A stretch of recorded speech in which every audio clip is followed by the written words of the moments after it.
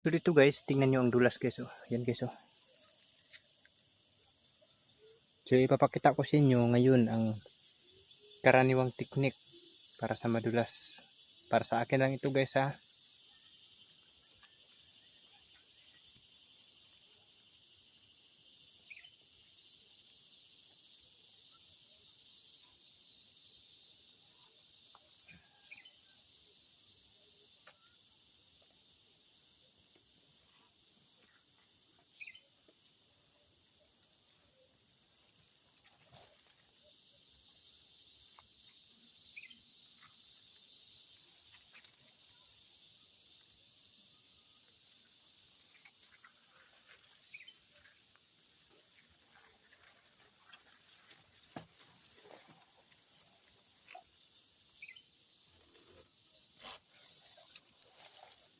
So yan guys, kung may nakuha kayong idea dito, so pwede nyo ito i-share.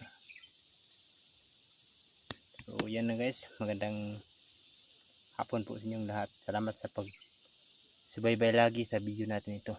God bless us all. Thank you.